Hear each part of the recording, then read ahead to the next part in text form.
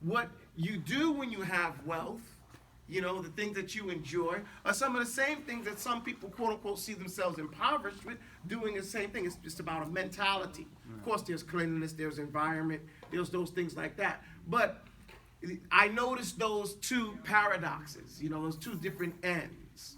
You know, when I moved to Mauritania and was living in a tent, my father said the only reason you can enjoy that is because you were raised wealthy. You know, you weren't raised in impoverished. Anybody who came from some poorer area would not feel comfortable doing that because it would trigger their hard times that they possibly had in that regard. You get my point? Yeah. Someone who grew up, let's say a Syrian refugee who had to run away and live in a tent camp, you know, and they're not going to want to go to Mauritania and live in a tent and follow camels around.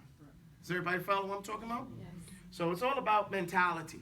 And that's vital and important for a Talib al-Ilm in his life, in the generality of his life, because he has to have a positive peer group around him as well. That goes with his classmates, his companions, right? We mirror our peer group. If you go up on a scene, any scene you go to, let's say it's a car accident, Allah forbid, but we go to a car accident or some type of tragedy and we're in that crowd, you're not going to be a happy, happy, joy, joy. You're not. Especially when the victims and their loved ones are there crying. You're going to imitate that. You're going to feel that. Is that correct or not? Yes. What happens when we watch a movie and it's an exciting movie? What happens to us? What happens when it's a movie with a guy inside or the people inside, they're positive and they have some type of high standards. We embody those high standards. After the movie, we want to be like them, right? Is that correct or not? Yes. Okay, and then we start disliking. When another person comes on the scene that we dislike them. We're mimicking the attitudes. What happens when people watch sports games? You know, the football games, let's say, or the basketball games. They jump up, right? Everybody's really excited for their team. They're mimicking the energy. And the more stakes that the game is, the more excited the people are watching the game, then the more excited we get. So whoever in whatever environment we're around, we're going to pick up that vibe from those environments. Everybody follow me? Yes. This is key to tying together our Islamic ideas and concepts to what science has said as well. You know, showing there's no difference. What do they say? A person who's around, if a person has 10 broke people around him or 9 broke people, he's the 10th one. If he's around 9 wealthy people, then he's the 10th one. It's going to birds of a feather, right? Whether you want it to or not. You can't say, well, I'm just hanging out with these crackheads. I don't do crack. Right. It don't serve that way. No, they smoke weed. I don't. But they smoke weed around you. So we already know. That's why your shirt smells like that. If that's your shirt, what about your lungs? Right? So we have to understand the importance of the environment that we're around, how that affects us in our life as Tulabul Ilm. Have to have this positive lifestyle. There's another thing I want to mention also. Too many times Tulabul Ilm don't think about the food that they eat. You know, a lot of people complain about memory, because memory is vital for you to learn. If you study all day and at the end of the day you can't remember anything, or tomorrow you can't remember it, then that's kind of disappointing, right? It does not encourage you. You know, you wake up on 0 tomorrow. So then what happens? You start telling yourself negative thoughts. Oh man, I can't do it. I can't do it. This is a lie. I'm lying to myself. Now, whatever you say about yourself, this is a different issue. This is, again, talking to the life here. Whatever you tell yourself, you're going to do. Why? Anybody know why? Don't tell me It triggers something in your mind, in your mindset. You believe what you constantly not wise. Well, it believes what you repeatedly tell yourself. I guess They call it self-fulfilling prophecy. Self-fulfilling prophecy. What you said is correct. What you said in simpler talk, they call it programming. You're programming yourself. Okay? You're telling yourself, I can't do this. So what is yourself going to say? Can't do it. I can't do this. It's not going to call you a liar. You get my point? Once it does call you a liar, now that's bad. Because now that's a state of depression. But whatever you tell yourself is going to say, okay, that's what we are. I can't remember this. Okay, I'm not even going to try that. Right? Because you sit in the classes, I'm not going to remember all of this expletive. Right? And then you're sitting in class, well, you're wasting your time. Because your brain is already shut off saying, well, I'm not even going to try to work this out and remember this and gain this stuff. Why? Because she already told us, we can't do this. So we're not going to do this. Everybody follow me? Yes. And this is why they say that a coward dies 1,000 times. Anybody ever heard that before? Yeah. What does that mean? He's self-fulfilling, He's reliving that The moment. cow, he keeps reviewing, he keeps rehearsing the terrible death, right? And every time he rehearses it and tells himself that thing, he's imagining this. I told you intelligence is what? Imagination. Whatever feeling he gets from his imagination, you don't think it's some good imagination, you start smiling, right? The good thing is, oh man, it comes in. That same feeling is when it happens in reality. The brain has no difference. You imagined it, and it was like, for example, let's say I imagine, or if everybody here would imagine a vicious dog getting into the masjid right now, and I'm sorry for giving you a negative thought, but if you would say, man, in my mind, don't do that. Don't do that. If you imagine that happening, the same feeling you get from imagining is the same exact feeling you get if it actually happened. If an actual dog walks right out, that's the same feeling. Your brain is not going to distinguish the two. So you cannot have this negative programming. This is most important for talibul ilm. Your ability to learn is not stated, is not, set in stone. There's this lie that, when you get older, it's like scratching in the sand. No, it's not. People are learning till the day they die. They continue to get, and anytime you learn something new, you get new brain cells. Okay? So you're making new things, so you have to open up and stop putting limitations on your ability to learn and stop saying negative things about yourself. This is as important or more important than anything else you do as a talibul ilm, is to believe that you can do it. If you don't believe that you can be a hafiz of the Quran, you won't see it. You won't. If you believe you can do it, you'll do it. So you're right out of the way. You're right every way. Wait, I think one of those guys said that. I think it was some famous person said that I think it was Confucius. Say a person who says he can do something or he can't is usually correct. Whatever, either way he says it, he's correct. So if your mind can conceive it, you can achieve it. Well, like they said, they call it inside-out theory. That's exactly what you said. If you can see it inside, then you can do it. Because they say it's the opposite. People say, I'll see it when I believe. No, I'll believe it when I see it. No. You'll see it when you believe it. You get my point? And Allah teaches us this. He tells us to say over and over again, Ashhadu an la ilaha illallah. Ashhadu anna Muhammadan Rasulullah. And then he tells you, don't say you believe, but you submit it. Right?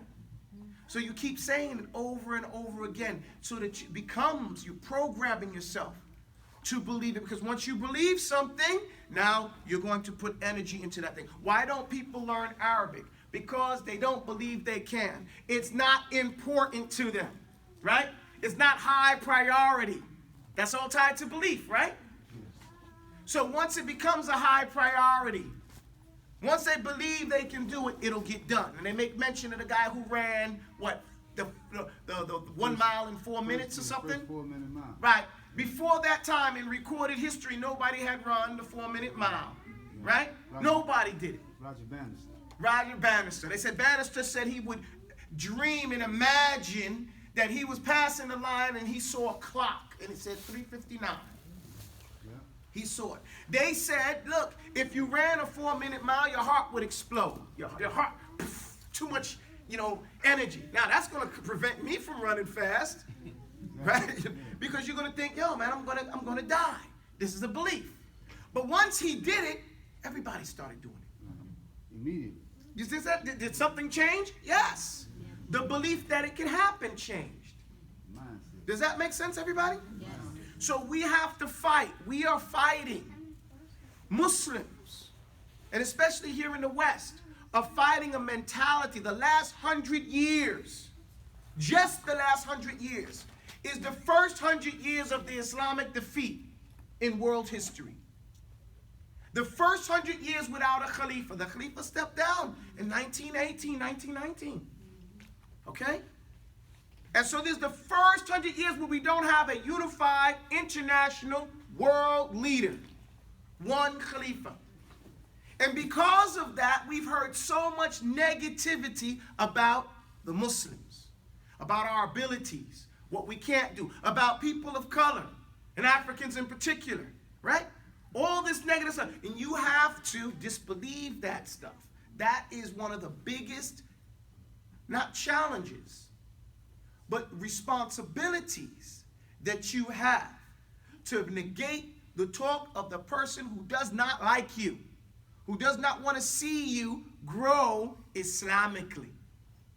Does that make sense? And if you can do that, when you can do that, then it's going to floodgate. Everything's going to pour out. Floodgate. Inshallah ta'ala. Does everybody understand me? Now I started off saying that one of the things that a talib al-ilm has to pay attention to is his food. Okay? This is again part and parcel of the life of a talib al-ilm. If you don't eat the right what do they say? You are what you eat.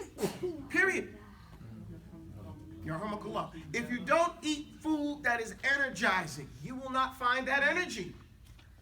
It's just like we pay attention to the gas we put in our vehicles, don't we? Yes. Some gas stations I don't even go to. If I don't trust that they really got gas in it. Someplace they look, I don't even see how they got gas in those places. But I won't stop there. I'll go to a place that I feel trustworthy, that I can trust that they have the gas that I want and the type that I want in my vehicle. Because I know that if I get bad gas in my car, it's not going to work properly. It's going to sputter, spit, and give out. Well, I'm more important than my car, okay?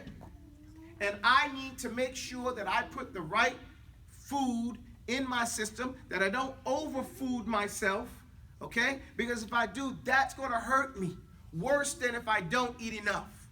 You know, we've been created, and this takes knowledge. We have to be scientists. A talib al-ilm is a scientist, a sure enough scientist. And you need to know the earth sciences just to understand the Quran. They go hand in hand with each other. So we need to realize that we've been created and designed to work half-starved. We work better with less food and more water. Water. And there's no liquid that they can make that's better and does the job like water. You know, I used to take martial arts, and one time we were sitting at the side arguing which drink they have nowadays is the best, right? And so we asked the chef, we said, you know, which one of these drinks you don't think is best? He said, water. No, I mean Gatorade or this state or this. Man, water. Because after all of those things are done, you still need water in your system. Your brain needs a certain amount of water every day. And if you don't get it, you are going to suffer from it. Your body needs a certain amount of water, fresh water, every day. And if you don't get it, for example, if you go 10 days without drinking enough, 10 days without any water, has an irreversible effect on your physical body. Did you know that? Yes. Okay. 10 days, zero water. Okay? Irreversible negative effect. Now, think about it. What if you go a year without getting enough water every day? You get my point, guys? What if you go 10 years without getting enough water? You see how this starts drying you up? Not allowing you to. The good thing about it is water is pure and purifying. So it has curative properties. If you can start drinking enough water on a daily basis, by and by it will purify and correct all those things that we have done incorrectly. But we have to have a starting point. So now, as a talib al-ilm, you have to think about your habits, the behavior that you have. All these things are parcel of being a talib al-ilm that a lot of people don't talk about the importance of being a talib al-ilm. They just say, oh, I want to be one. No, you have to have more than just, energy and motivation. You have to have purpose, and you have to have direction. The direction is finding the habits. Now, in order to establish the habit, you have to make sure you get rid of the bad habit. Okay? It's like any other addiction. You have to get away from the wrong people and the wrong places. And you have to set up your environment that's going to be positive for you. One of the worst habits that a talib al-ilm has after not eating right is not sleeping right. Okay? Sleep is vital. We've been taught to cram all night. Cramming does not help you. Where have most ideas come from? Where do people find their ideas? In their sleep, in their dreams. Right? Dreaming is vital. You intake the energy, then you sit down and you go to sleep. Did you know that when you're sleeping, your brain works more than when you're awake? Did you guys know that? No. So what happens is, I tried to tell you guys earlier that a person who is thinking, he's not on this plane anymore. He's not in this dimension. He's out of here, and he may look like he's here, but you do like this, you clap and he comes back, right? Because he's closer to his dream state than he is to the consciousness that we have when we're walking around. Does that make sense? And for this reason, the Sharia says you should not recite Quran when you're riding a horse or walking through the street. Okay? Because one of the famous Sheikhs, Ahmed al-Khalil al-Farahidi, he died when he was walking through the street thinking of a problem, and he walked into the edge of a building, and it fell on it, and he fell down and died. Now, this sounds incredible, but he was considered a genius of the Islamic world. He invented the Hamza. He's the one that designed the alphabet the way we have it now. Okay? He invented the whole science of Arabic poetry and all the scales. The scales exist. He's the one that made all that. We're talking about Ahmed Khalil al-Farahidi. This brainiac. He invented cryptology that they use today. Okay? This is who we were referring to. But he was so into his mind when he was walking through the street, and he smacked back right into the corner of a building and fell down and died from that. Okay? And so we have in our fiqh that when you're reciting, if you're reciting Quran and you're driving and you stop seeing what's going on around you, then you cannot do that. You can only do things that'll keep you on this plane. Does that make sense, everybody? Yes. Okay, so we have to make sure you get the right amount of sleep every day. So we mentioned certain things. We said food. You got to get the right food, right? Then I mentioned that you have to, I didn't mention this. Well, I did. I said you have to have positive thoughts, okay? Right? But what I meant by that is really the opposite. You have to avoid negative thoughts, because avoiding harm takes precedence of getting gain. So avoiding negative thoughts, because again, that's that rehearsing, right? If you sit there all day rehearsing negative, oh, I can't stand it. Oh, this, that, and those, oh, Trump. Oh, this one. Oh, that one. Oh, that. Man, where's your energy? I have the acronym CYT, control your thoughts. Of course you have to control your thoughts. Definitely you have to control your thoughts. You have to avoid negative thoughts. And how do you avoid negative thoughts? You program yourself. Every day is a holiday, every meal is alhamdulillah, ala kulli sha. Being grateful for what you have and how much Allah's Messenger said, look to those who have less than you. Right? If you want to look and we want to appreciate something, look to those who have less than you. Allah says if you're grateful, He'll give you more. Of course. إِذَا شَكَرْتُمْ, if you're grateful to Allah, لَأَزِيدَنَّ. And وَإِذَا كَفَرْتُمْ, then إِنَّ عَذَابِي شَدِيدٌ. You know, his punishment is there for the ingratitude. But my point is to be positive in your thoughts, right there, right? I said you have to get proper rest, right? Also, involved that you have to exercise. Have to exercise. Energy gives what? Energy. This is basic physics, right? We call things, I told you before that, you know, you have to, when you, learning or information input plus emotion, right? Yes. But what is emotion? What does emotion bring? This is another physics thing right here. What is emotion? Motion comes from your heart. Now look, this, I'm just playing with this. Here, if we have emotion causes motion. What does that mean? Because emotion is mental, right? Mental or state of mind. Emotion is a state of mind. So emotion is going to cause the other type of emotion, the physical motion, because the E here is for energy, okay, or energized motion. So when you put that emotion and energized in the motion, now you get a physical motion. Does everybody follow me with that? Yes. Now it's not, you know, it's not European physics, but it's Abu Taubah physics, okay? You put emotion into something, it will cause you to have a physical motion. Whatever you feel strongly for in your heart, you start seeing in the body parts. You start actuating. Do you care about yourself? If you do, work out. You want you want to feel better. Now, a lot of times, if us guys are 50 and older and stuff like that, we start thinking the negative thought, oh, I'm on the way out. Who said?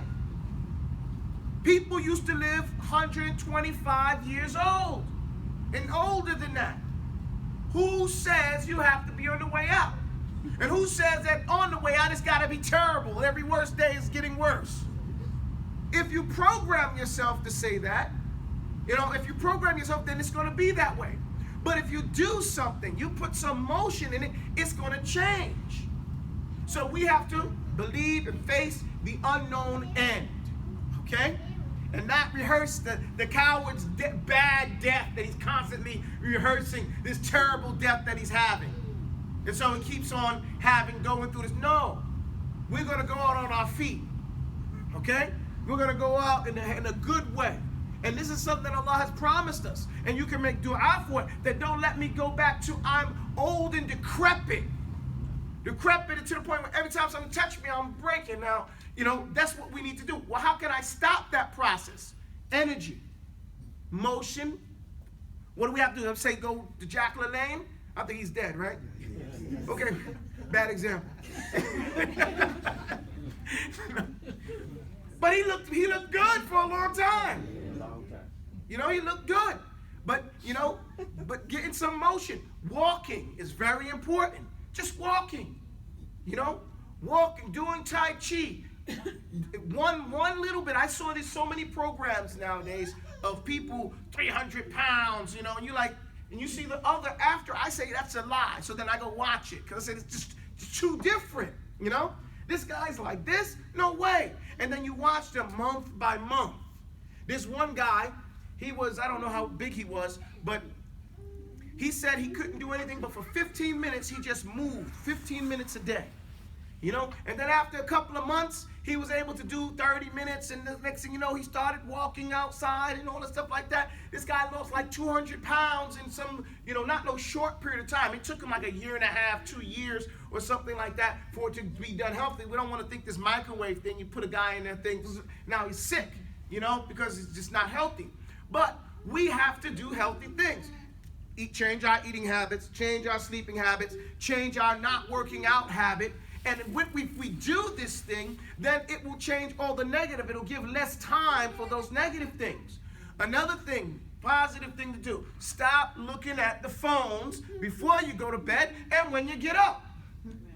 Stop watching TV an hour before you got to go to bed. Make your bedroom a bedroom if you have the room in your home. Okay, if you live in a small place and it's got to be a multi-purpose room, okay. But if you don't put anything in there but bedroom and maybe the clothes that you have to get dressed on. You know, this is making the room serve its purpose.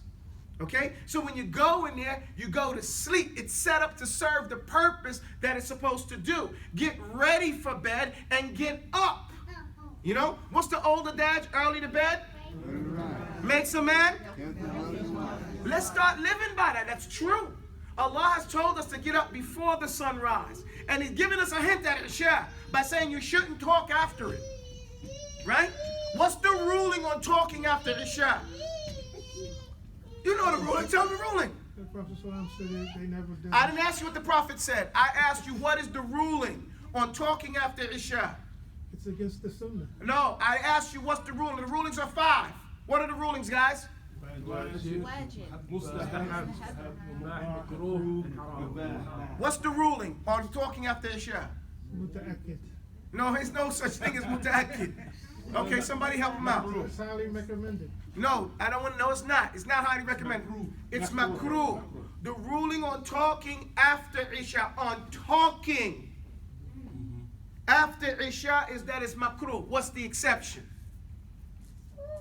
Excuse me? No, I'm talking about talking to someone. What's the exception? No, that's not an exception. You know, emergency, there's no ruling for something like that, okay? I'm talking about who is it still recommended? Who is it mustahab to talk to after Isha? Your spouse. That's the one you're recommended to talk to after Isha. Okay? And it's mubah to talk to that person after Isha. But it's makruh to talk to anybody else. Okay? Makruh to talk to anybody else after Isha. Why? Why is Allah's Messenger telling us that? We call this an ishara. Ishara means what? An indication, a hint, right? What is it indicating? What is it a hint towards? Your day should be finished. Your day is your day external, outside of your family, is done. Okay? Allah is saying, I don't suggest you talk to anybody after Isha, except your wife or your husband. You get my point? Yes. I go further. Even talking to them, it shouldn't be about stuff that's going to keep you up or needing your head. You know? And why do I say that? Because we have a hadith from the Messenger of Allah of a woman who had a baby. And a sahabiya, she had a baby. And her husband came home, he loved this baby, this new baby. He went out to go work and the baby died. And she said, don't nobody dare tell him nothing when he come in his house. And when he came home from work, she had beautified the house and beautified herself and made the best meal. And he had, what? I thought we had a sound, now I'm teasing.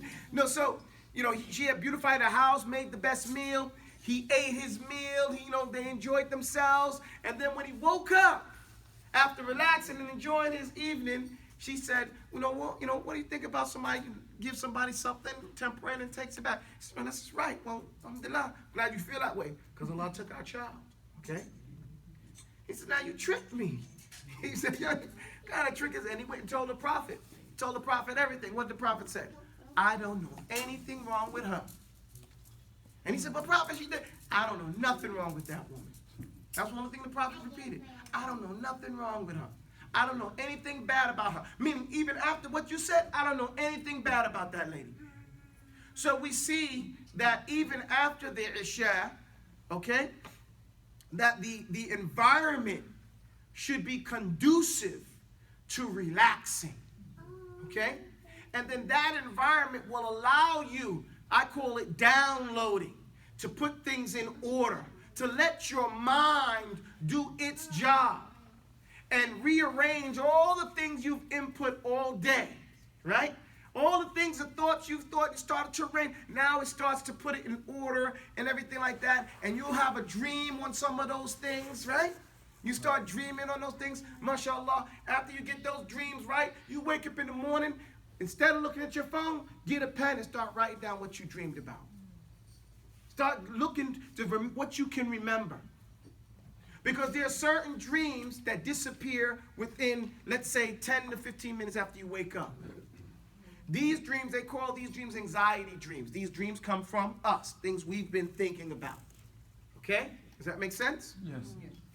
There's another type of dream that comes from Allah. These dreams you're not going to forget so quickly. Okay? These are dreams where there's some, and they're only positive. Negative, never. Okay?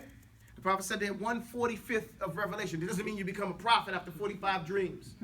Okay? Some people, we got to say that, nowadays.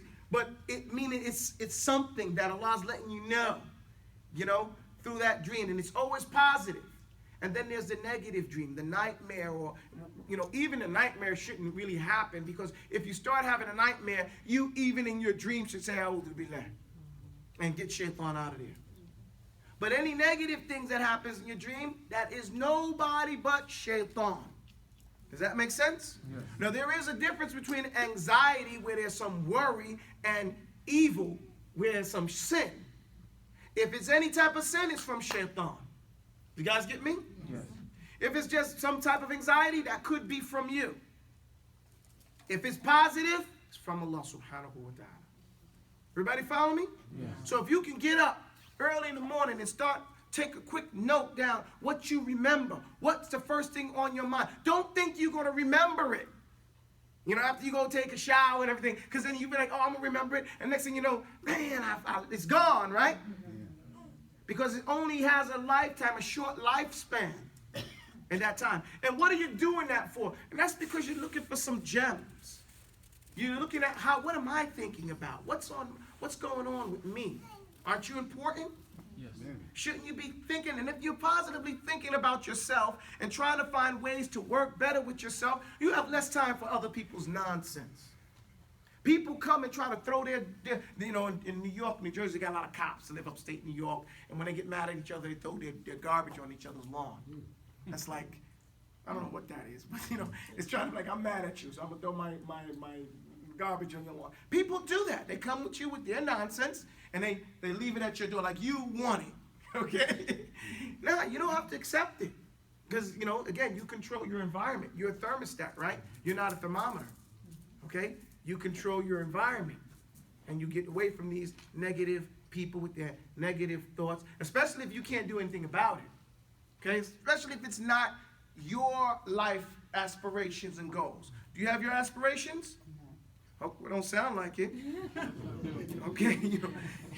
So whatever your aspirations are, work towards them.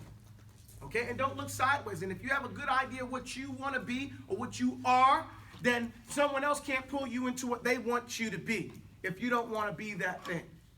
Does that make sense, everybody? Okay. Let's get started. That's my introduction. Not really.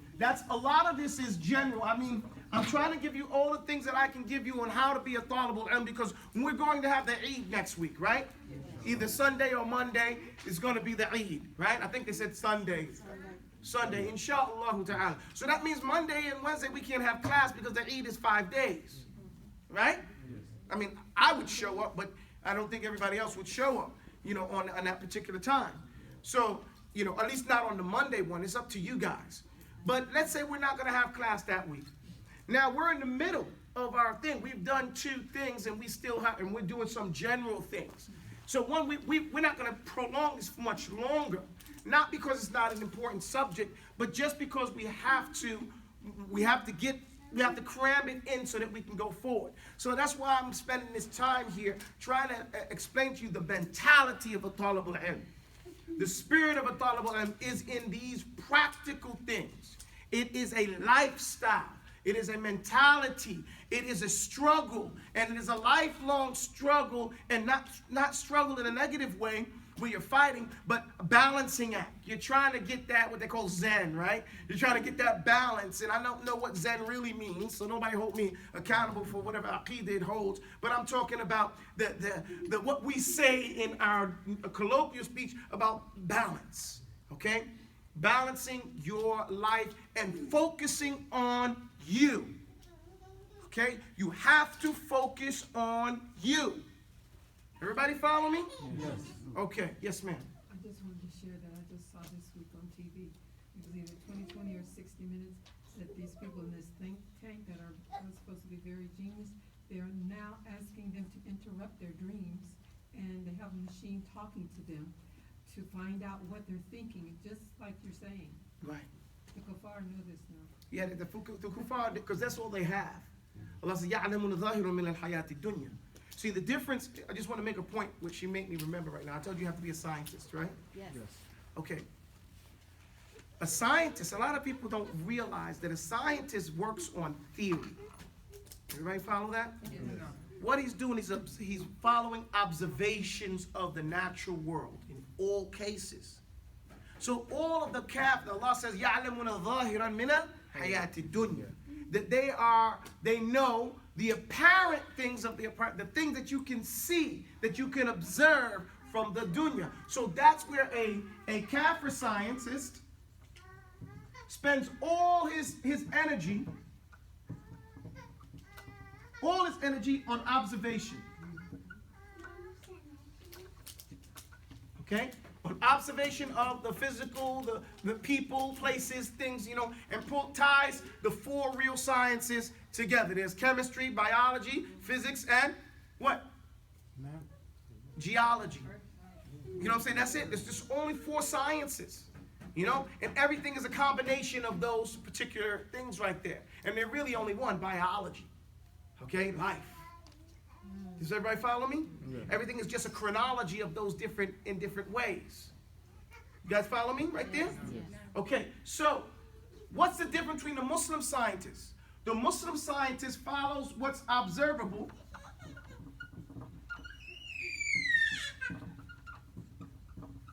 What's observable through physical observation, and what is from Quran and Sunnah.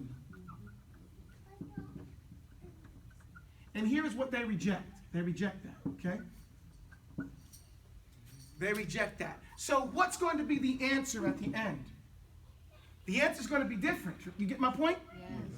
The answer is going to be different because they're going to say what they say based on what they have observed. Of course, also, sadly, history has shown that scientists have been very racist. Okay? Unless if what they observe, the Quran confirmed. Well, not Then only they'll- that, then they'll accept there's a plus here. Okay? Allah says, هُوَ الَّذِي خَلَقَ لَكُم مَا فِي الْأَرْضِ جَمِيعًا, which is I call it your scientific roll and right. Okay? To use creation how you like. Okay? So, in that particular instance, it also means that if Allah has created the creation for you to use, then science is what do we use science for? First, observe it, right? Understand it, control it, then use it for our worldly goals, right? That's what we said. First, understand, then control, then use it for our worldly goals. Now, that's what science is supposed to do, to make our life, quote unquote, quality of life better. And that's correct. That's not untrue. So if Allah said that He created the world for us to use, then He wants us to know what we can use of the world. You get my point? Yes. And He's not going to keep it a secret from us because He wants us to benefit from it. Does that make sense? Yes. So, based on that principle, that means that everything that we can do with the creation, Allah has told us about it in the Quran or the Sunnah. Does that make sense as well? Yes. And that means everything the ayat in the Quran, and the only thing that stops us from understanding that is our understanding of either the ayah or its implication in the world. The kuffar say that the universe is expanding, right? Is this a new concept? No. To the kafir it is. Because once they put up the Hubble space thing, right, to look up, oh, shukran, barakallahu feekum, let me take that off your hand. Okay? Very dangerous thing. Now, they started to see that things were moving away from them. Okay? So the universe is expanding. Does it say this in the Quran? Yes. Okay? Allah tells that He is expanded, universe is expanding, that He's making it wider. So this is not something new to us. They talk about the invention of the finding of circulation. It's in the Quran. Where milk and blood come. So all these things are in the Quran. Everything in the Quran about the water not being, sweet water and this salt water not mixing. It's in the Quran, and more and more and more and more and more about what to do. And then the Sunnah also has so many different scientific laws. We can do a tafseer just on the scientific rules in the Quran, going through like that. Okay, and it's just very, very nice, wonderful in that regard. So that's what helps us. So we take what's observable and we add it to what the Quran says is in that. So now we have perimeters. You get my point? And that gives us a whole different understanding and the theories to develop from that. Does that make sense? Yes. If we would follow this, just what they just now finding out about the Medusa law, the Medusa thing they're talking about, whereas they're finding women who have had multiple partners, okay, have children from multiple partners. They have finding the husband's, not the husband, but the father's DNA in the woman. Okay, you've heard about this. They're finding the man's DNA has now intertwined with these women's DNA. And they say this, they call it Medusa. Why? Because Medusa was supposed, the real Medusa was raped by a gang of men. Okay? And afterwards she got real crazy and started pulling her hair out till it looked like, dreads and snakes. And she started murdering guys. Okay? And if she looked at a guy and freeze, oh my God, it's Medusa. And then since the myth comes from that, they scatter on an island for a while. That didn't calm her down, And then, she came back and eventually they cut her head off. What they're showing now is that this man's DNA is stayed in there. Why? Now, I say as a scientist, the reason is simple.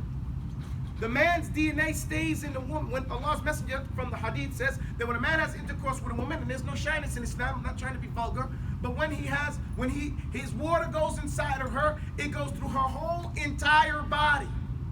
Okay? Even up into her fingertips. And then it comes back into the womb. Why? What would be the theory why it does that? Sorry? Picking up some of her DNA. Maybe picking up her DNA. No, I don't say that, no. Anybody? Basic function of the circulatory system. Not the circulatory system. What is the purpose of that sperm? How is it going to reproduce? What is it going to do? It's going to combine with that woman's DNA, right? So what is it doing when it's going around like that? Trying to find something. Sorry? Find one that's acceptable. Check surveying the landscape. Surveying the whole structure of that individual to see what it's working with. Okay? And then it comes back together and the woman see how it can combine what it has with what is already there. To come up with this beautiful creation that's a combination of both individuals. Does that make sense? That's my theory. Also, we have a hadith, and from using that hadith. Also, we have a hadith where the Prophet ﷺ said, a man should not, when he was asked about a man having intercourse with a woman who was pregnant with another man's baby. The Prophet ﷺ said, he should not water another man's garden. What does that mean? What's the scientific implications of that statement? Anybody? Yeah, you should not go behind another man's intercourse. That's a law. But what is the implications why he said you should not water another man's garden? Because the man has already been established. Okay, you guys are missing the point that I'm trying to establish here. What does water do to a garden? It fertilizes it. It makes it grow, right? So that means the implications therein mean that the man's sperm on a pregnant woman has an effect on the unborn fetus. Does that make sense? Yes. That's the implications of the hadith. Okay? And we have found, and through looking through medical journals, that women pregnant with another man's child, having intercourse with another man, sometimes the child has mental issues. Sometimes the child dies. Okay? You get the point? When she's doing this and they don't understand why. But here is the reasoning why. It could be that other things coming in is killing that child, or having an adverse effect on it in its growth and those things like that. So Allah has said that you cannot do that. Why? So everything that's haram is what? Harmful. Thank you guys. Hesitation kills. You guys get the principles? So if he can't do it, that means that there definitely is harm there. Do you understand how we put these two together now? Yes. Okay, so now that man's watering that garden is going to have an effect on it. So then if it's with his own child, then he's still downloading new information. Because we see that children follow after, and grandchildren act like they're adults and do certain things and have same memories and all types of habits. So then we see that is happening. Where are they getting this information? The only connection is the sperm. What happens with a woman who doesn't have intercourse after her husband dies? If she was nursing, she can continue to nurse. If she nursed somebody, that child has whose blood? The dead husband's blood. Do you get my point? So that shows that she is reproducing his blood. Do you guys understand the point with that? She is in and of herself reproducing from her own self the blood, the DNA of her husband. That's why the child is his child as well. And this is why we call a foster child. So the sign, you get the point now. The lights came on, you know? So this is showing that now. How does she do that? How did she get that? Through the intercourse. That DNA has now bonded with her. Even some people, when you see them, they've been married a long time, they even act alike. Okay? No, seriously. Even a dog looks like him. You know? I'm teasing. No, but it's true though, right? You know, because of this, and this shows us some of the scientific bonding of a marriage. Because in Islam, it's called a zawj. What is a zawj? Half of a whole. Like one foot in the other. And they are different. But they work together. You know? And you don't do well with just one. Does that make sense? And I always say also, and you shouldn't try to get in the other one's side, because it don't work that way either. There are certain things that are particular to females and certain things that are particular to males, and we have to stay in each one of them on our side in order for us to walk together down the road. But my point is that all this comes from the Quran and the Sunnah, okay? And applying it as a Muslim scientist. That's beautiful. You know? And so, again, this is the purpose of our study. To be able to use the Quran in practical ways. Okay? In practical ways. Me, I love science. If you ask me, I love science. It's just my thing. I wrote a whole poem on science because I just can't stand it what the kuffar are doing with it. They're dumbing people down, you know, and hiding, you know, information. Anyway, let me stop this right here. I don't know how we got on that sidebar, but it's a nice sidebar. Okay? Any questions at this time? Yes. That's how we got on the sidebar. What you spoke about, positive thinking, I want to know how that's related to what's stated in the Quran. And of course, I'm sorry, I can't quote it perfectly, but Allah. Stop. What you just did is punching yourself in the face. We are not allowed to punch ourselves in the face. No, saying anything negative about, oh, I can't do this. Nobody asked you that. You can't. Stop saying stuff about yourself in a negative light. Sit up, brother. No, don't do that. State it. That's why I jump all over you guys. State it. That's what it is. Go ahead. I just want you to correct me if I'm wrong. You know, that's my job. You saying I'm not going to do my job? Haven't you learned so much? See, you get my point? Don't overthink. Let everybody do their job. Don't got it. Do your job, which is speak clear to the point. Okay? Go ahead. That's why I was jumping on the tangent, saying, no, what's the answer? Because he was going to give the hadith. He was going to quote. I didn't want that. I just want the ruling. Okay? So we have to also remember what is the question? The objective of the question. And then answer those things in that light. Go ahead again. Start again. All right. I want to know the relationship. Not wise. I want to know the relationship. You guys got to help her out and tell her, not just me. I want to know the relationship between what you said and what the Quran says about Allah says, I am as you see me. Of course. Okay, that's the same thing. Jazakallah khair. You know, Allah, this is correct. Allah's, one of the things we mentioned earlier was about having a positive mentality, husnul dhan, and not having negativity, pessimistic attitude, right? Everybody remember that? Yes. Okay. So if you have a negative attitude towards seeing Allah, then Allah says, okay, well then I'm gonna be just. If you don't believe that I can do it, then I'm not going to do it for you. Not that He can't do it, but I'm not going to do it for you because you don't believe that I can do it for you. This is what Allah is saying. If you don't want to meet me, then I don't want you to meet me. But if you want to meet me, then I want to meet you. That's what it means. It's reciprocity in that regard. Does that answer your question? I want to give something in because the time is running short. So I don't want to pull out my bag and start running down a whole list. But I want to go through a few things. Well, I've been going through a few things. Another one of the things I want to give you is that Muslims have superpowers. Okay? Did you know that? I believe it too. You know, we see superheroes all the time, and these unrealistic superheroes, they really don't have any powers. Okay? But there are two types of powers that we have.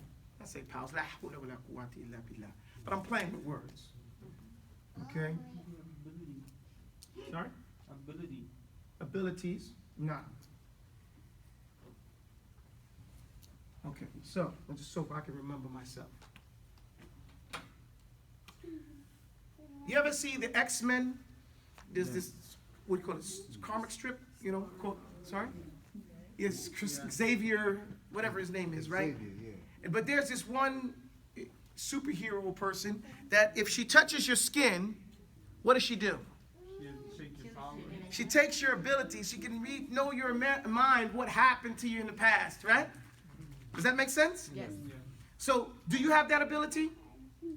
Yes, you can read. There was a Sahabi who could look at a person and That's see. called farasa. Oh, yes. Farasa, that's true. You can do that by looking. That's a learned skill. You know, it's called learning body language and things like that. But I'm going to tell you how you can do it. Okay? Now, this person, what was their superpower? If they touched you, they could read your mind. They can gain your abilities, right? If she wanted to become like the Hulk, she touched the Hulk and turned green and whatever the thing is like that. Now, how can we get that? Anybody know how? Reading. Reading is a superpower. If you read, you live 1,000 years, over the centuries. Because what happens when you read? Gaining knowledge. Not just gaining knowledge, not learning things, but what else? You're experiencing things. Gain perspective. You've time traveled. You've gone to that place and you've gone through those experiences with that whole century, that whole generation. And now you've garnered all that experience and now you come back to this world. You ever close a book and then look around and say, where am I? You know, because you're so engrossed in the book. TV don't do it. TV doesn't do it that way because it gives you a visual. The mind's visual is much more powerful than HD. Okay? But we don't give it this. Go back to reading. When I said turn off your devices, you know, every night, an hour before you go to bed, and don't turn it on first thing in the morning. I didn't mean don't do anything. Spend that time reading. If you want to go get the light bulb thing, if you want to put something in your bedroom, put a book. One book. Don't make it a library. My wife told me that. Don't make it a library. Because I'll put a whole bunch of library. But then now you're studying and doing everything. No. Put a book that you're going to read. You're going to do whatever you're going to do. And before you go to bed, turn that on and sit in the bed and read. For that last, get ready for bed. You know? But do that reading there. If you're not reading every day, you're not learning. Okay? And not just reading Quran. Yes, you have to read at least 10 pages a day. But in order to understand the Quran, I said you have to be a scientist, right? Yes. So you have to learn those things. Are you scientifically literate? That's another class I give on science literacy. You know, because most people are no longer scientifically literate. And we need to know that in order. That's why we can't develop a society because we're only consumers. And we don't know what it takes to build a society. And those particular we don't have any machinists. Everybody wants to be a CEO and an entrepreneur. No one wants to be a machinist. Where everybody needs the machinist to make everything. You get my point, guys? Yes. So, shut down and read. Reading makes you a time traveler. You know, the guy, bam, he disappears and he goes someplace else. Makes you a time traveler, makes you live thousands of years. And it gives you the abilities of others because now you learn so many different techniques, you know, of how to do things. In many ways, how to skin a cat. That's number one. The other thing, yes, sir? If I make a point right quick.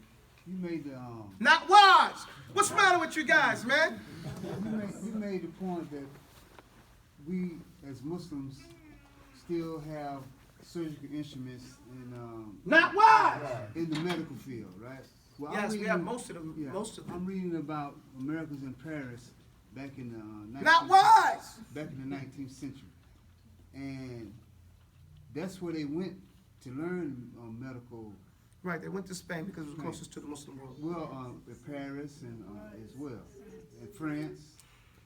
Paris and France, well, same thing. Paris and France, different. The Muslim world went downhill when they started imitating the Parisians and the French, and that was because the Turkish Empire was so overwhelmed with whiteness, and they started to.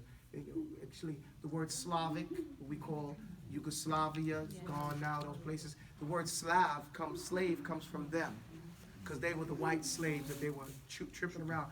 And you see, if you look at old, descriptions of the people of Asia, because Turkey is the opening of Asia, and that whole area is Asia. They were a lot darker, but through the white slave trade, bringing all those people in Slavic, now we're talking about the Balkans, you're talking about Kosovo, you're talking about Serbia, all of those people, they started moving them over, then they started getting wider and wider and wider. And so they were amazed with France. France had the revolution took place, right? The French Revolution, and even Russia was affected by that. You're talking about what's Catherine the Great and all these other people. They were pushing all this, quote, Renaissance. But in reality, it was no Renaissance. Renaissance means rebirth. They have no history prior to that.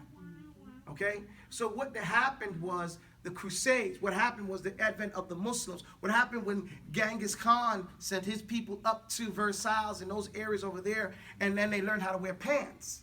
Because prior to that, you see, they're not wearing pants. What are they wearing? Little diaper. Right? If you look at all of their history prior to Genghis Khan coming, because one of the great things he brought was pants. The king sitting there with a little baby, little funny looking diaper on. Everybody's wearing stockings. Nobody's got pants. And then afterwards, they have pants. So their Renaissance is really born out of mixing with the Asians.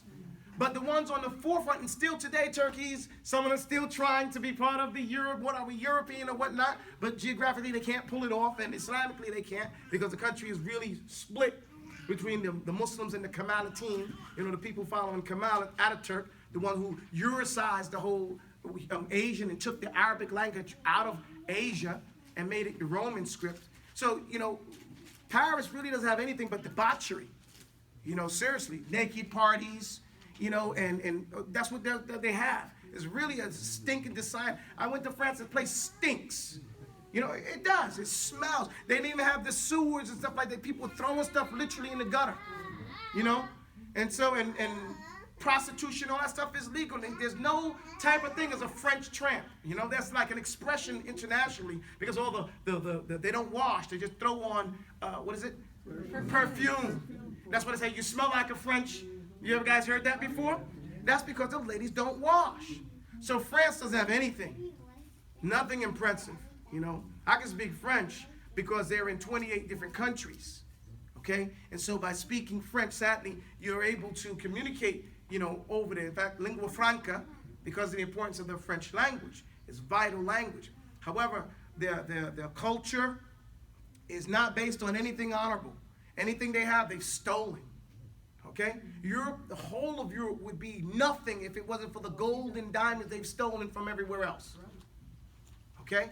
They have no resources. They can't even bury their dead. Think about that. That's how poor they are. You understand? Ireland would have sunk if it wasn't for Turkey sending them out when they had their great famine and those things like that.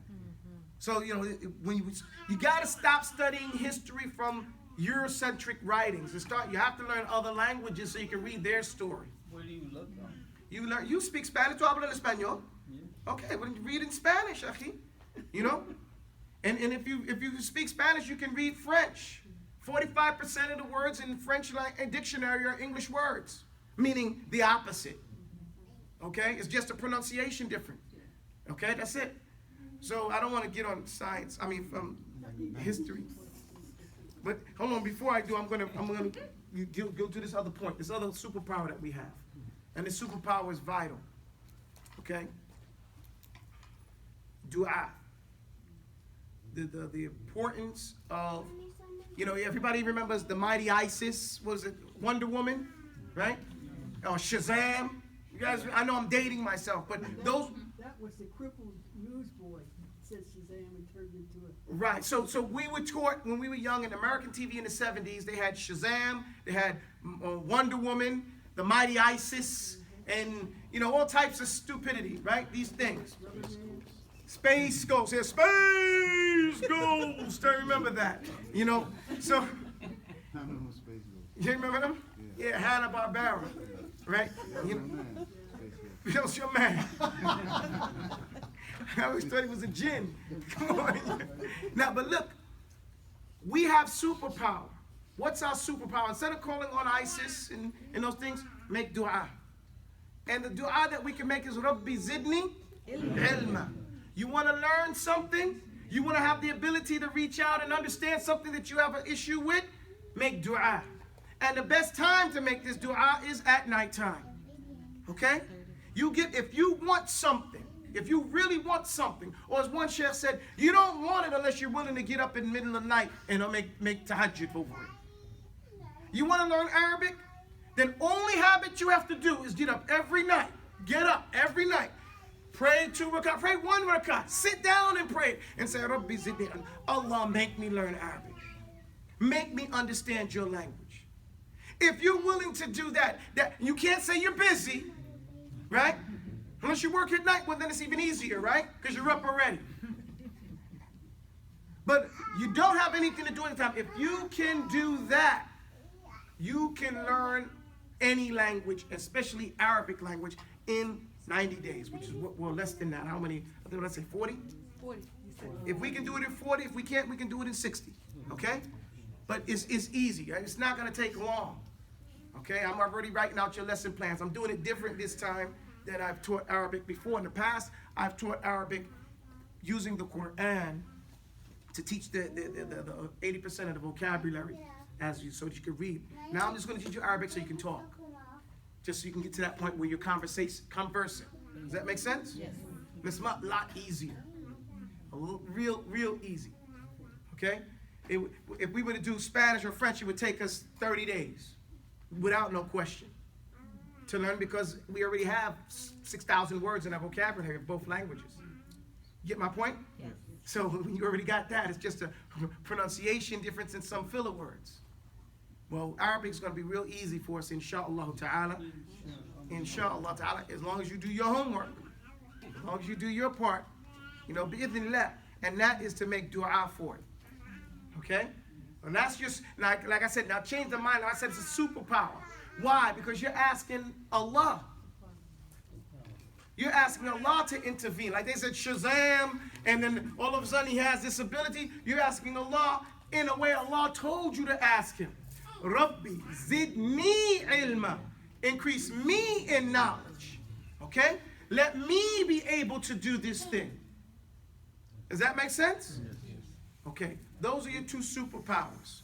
Your ability to read, and your ability at any time you don't understand something to ask Allah to make you understand it. Okay? Now, and there's some people that already speak Arabic in the room. I'm not going to look at them, but what they're going to be doing is going to be helping me. Because, you get to mimic. We're going to have people helping speak. I know.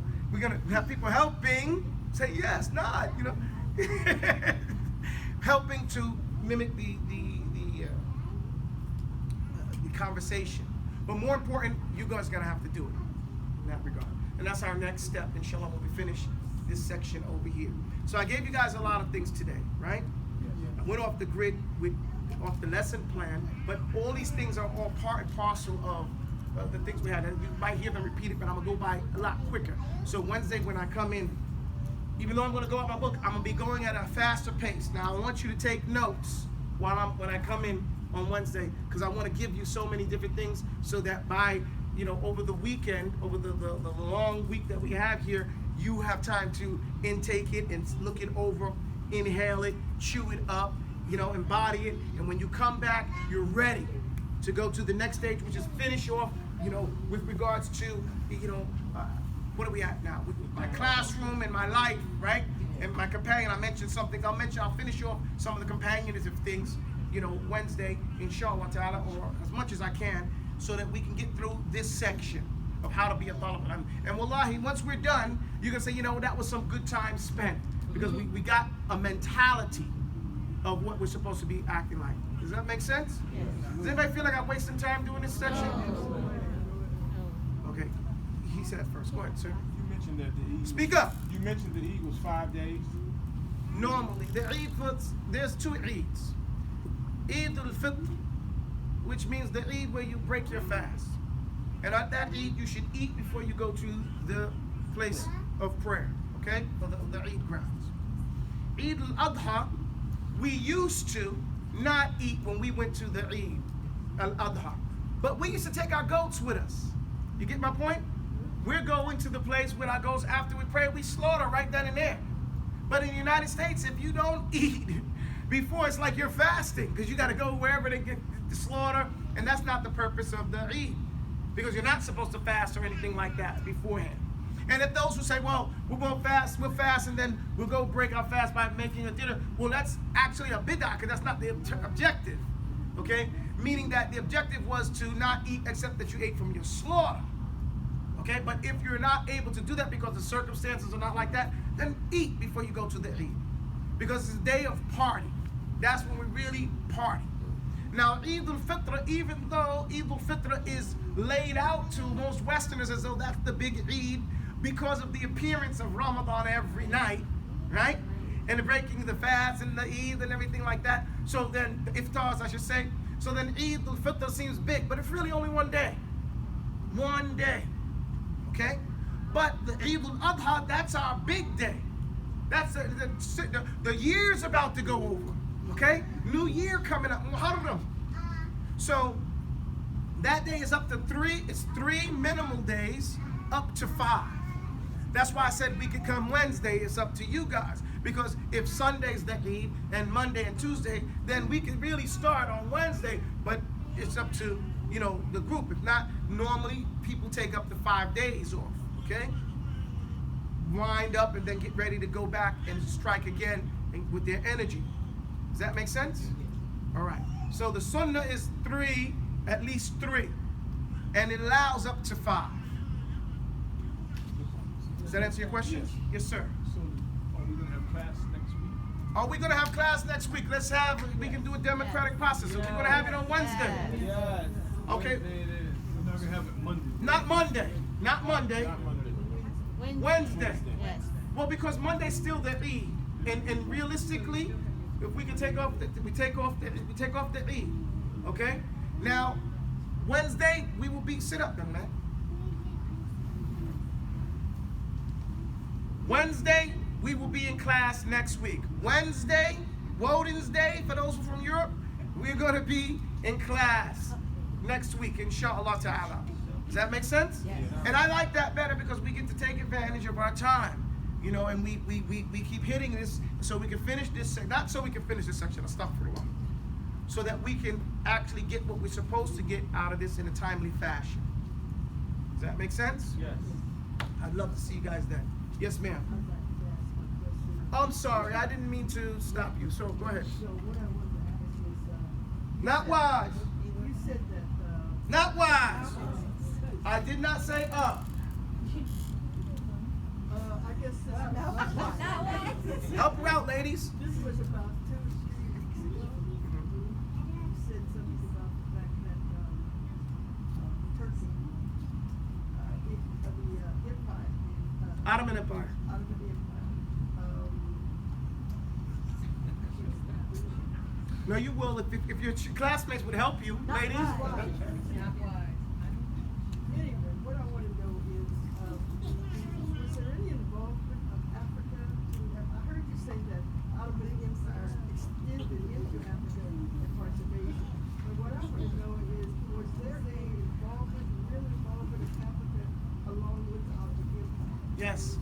In fact, they have black Turks. The whole state of the question is, was Africa involved with what we know today as Turkey? Is that the question? The Ottoman Empire. Well, what we know today as Turkey used to be the headquarters for the Ottoman Empire.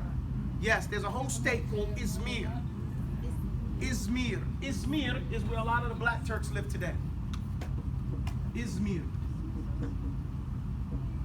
is where a lot of them, also Bursa. So are these townships or? No, these are states. State. Like this is the state of North Carolina, this is the state of Izmir, state of Bursa. Okay? These names are states. Okay, Izmir has a lot of black Turks. Can you recommend a book about history? Can I recommend a book? I will do more than recommend a book. I'll recommend a movie, a series. It's called Ertugrul, and you can get it on Netflix. You talking about Resurrection? Resurrection of Togru. Have you seen all five seasons? Fifth one, Netflix doesn't have it. I'll send it to you. You have to get it on what is it called? Historical fund. So this is pretty authentic. They had scholars out of Kuwait were the researchers for Resurrection for Togru. And what they said, it was in Arabic. They did an interview, said that all the intrigues are authentic.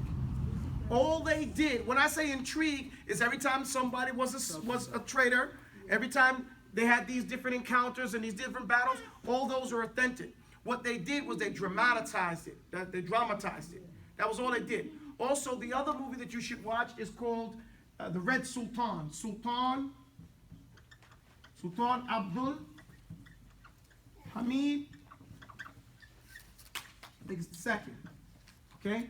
And they called him the Red Sultan. They have a program out on him as well, historic program.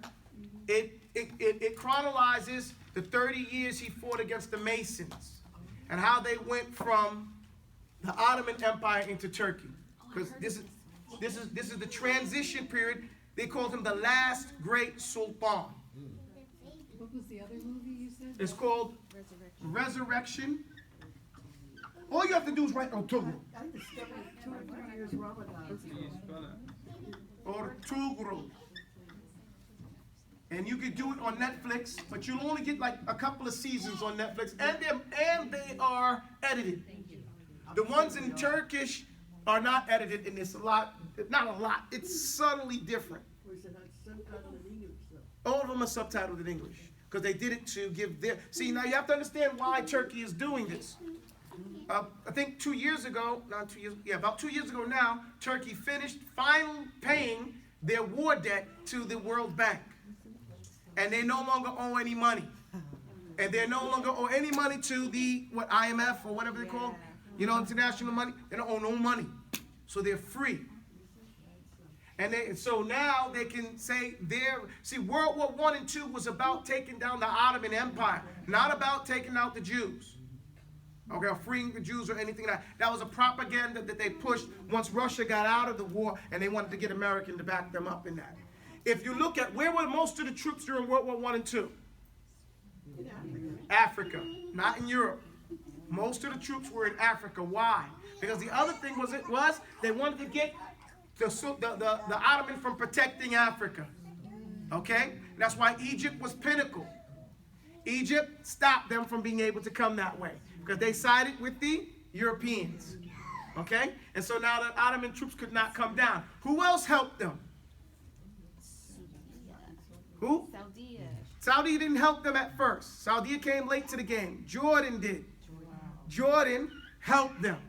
Okay? And they ran out the Sultan and the Khalifa's troops, army, up into the Golden Heights, meaning they cleared out Jerusalem and what we call today Philistine. Who did that? The Arabs. Okay? And that was because they kept coming to them saying, look, you Arabs are the real Muslims, and you're letting these Turkish guys and all these other non-Arab people do this stuff. You should take over. They ran them out, and the British who were in Egypt marched in and occupied the territory. Okay? And then to make sure that Jordan didn't get too strong, they told Saud, do what you like, man, and they paid him $5,000 a month, okay, to be a British, agent or in the asset in the land. He was getting $5,000 a month for that, and then he established Saudi under that regime, and of course Qatar and the Emirates and all those guys said, nah, we didn't want to be part of that, and that whole thing. That's how that whole region. But the point was to cut them off from Africa, and then they started to dish out Africa. That's why you see Africa was colonized, and each one of the European countries got a piece. Okay? Yeah, it's neo-colonization. But if you look at it, you'll understand the world differently. You know, and you won't understand the story that they have told you. It's like the thing about giants. Do you believe in giants? Yes, you do. You hesitated. Why? Well, who's Jalut? Now, don't tell me you don't have. Let me hear some voice. Yes. Okay, but most people would hesitate because we have been taught not to believe in giants. Why have you been taught not to believe in giants?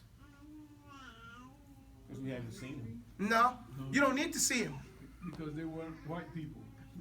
That's one thing, but it's because it goes, the reason why they scientists go against it, because it goes against the evolution theory. It destroys the evolution theory. Yet they found giants here in the United States, right? They found the first, what's it, the magazine, Smithsonian magazine or something like that? National Geographic? National Geographic, whatever the magazine, because it started in like 19 something. The first one was about the giants, the bones and everything they found. Calling Bigfoot now? Well, you know, all these different ones, and they still find them, but they won't. They depreciate it, but because it's going to destroy their whole theory that they have this Neanderthal man, and they have all this other things like that, man. And so they keep these. That's why I said they dummy people down to fit their story. And we have to be free. In order to be free, the first thing you got to free is your mind. As they say, free your mind, you follow, right? It's true.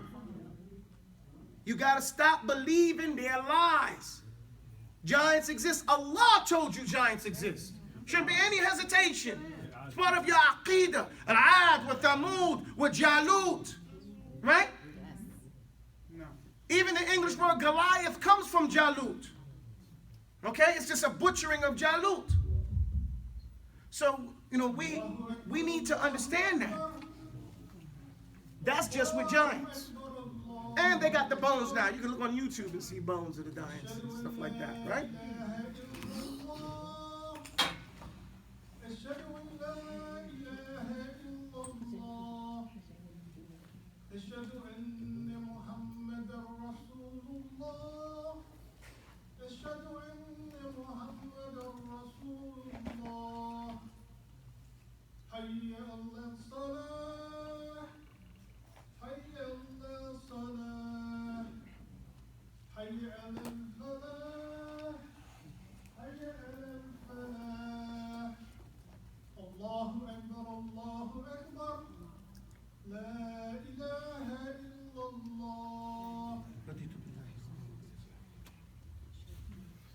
Again, the Taubah, and these are all Aqidah issues.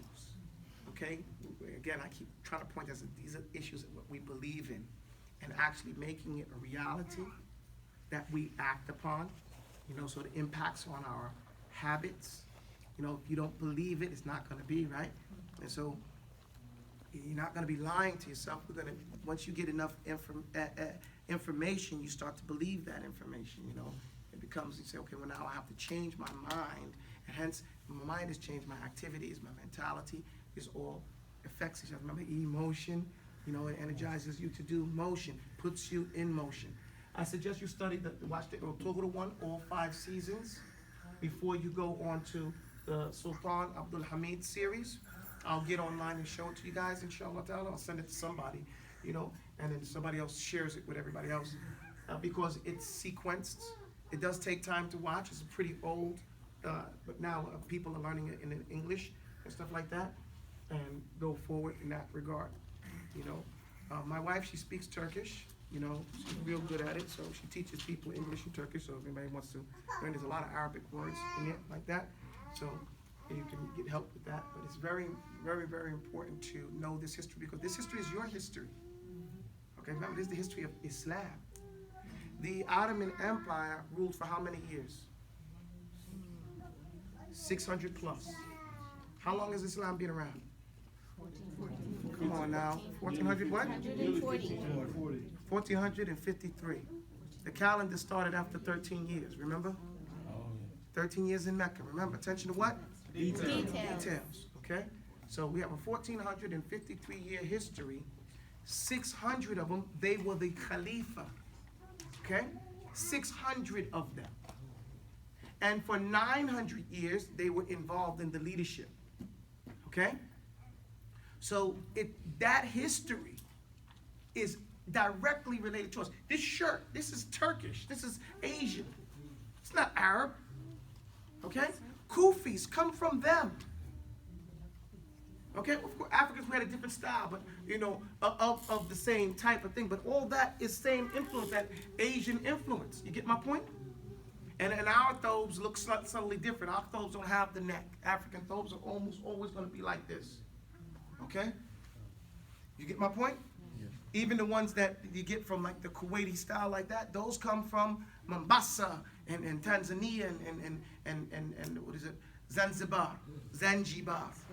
You know, those things like that. So, you know, we have a lot to learn about the realities as opposed to the lies that has been put before us. You get my, and when you do that, that's why I say it's really all about your aqidah, how and what you believe. And this is part and parcel. If you can watch these things right here, you know, like I said, it takes some time, you know, because this is 5 seasons. But you don't get tired. No, you never get tired of it. Wallahi, you won't get tired of it. Okay? You won't get tired of it. And you won't get tired of this one either. I think this is like 3 seasons only. You know, but you'll do it in a little bit of time. I've been telling my brother for years, watch it.